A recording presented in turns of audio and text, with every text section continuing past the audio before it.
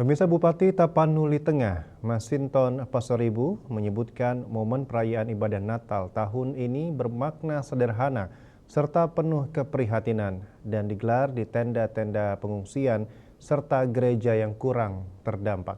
Hal tersebut disampaikan Masinton saat ditemui di Tapanuli Tengah, Sumatera Utara, Kamis 25 Desember.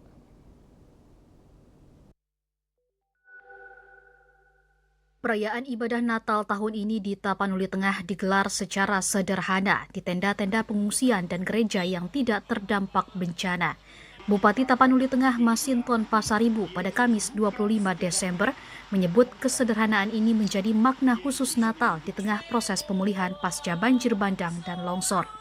Ibadah yang berlangsung di tenda dan juga gereja, menurut Masinton, Natal tahun ini menjadi momen untuk memperkuat kepedulian sosial, solidaritas kemanusiaan, serta kesadaran menjaga alam dan lingkungan.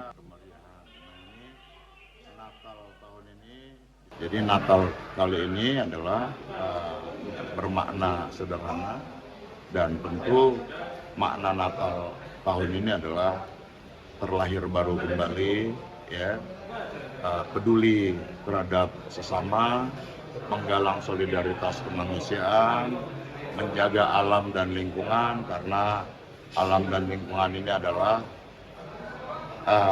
masa depan kita dan masa kehidupan kita, ya, untuk generasi yang akan datang.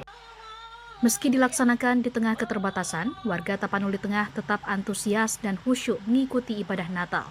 Perayaan ini sekaligus menjadi simbol harapan dan kebersamaan dalam masa pemulihan pasca bencana.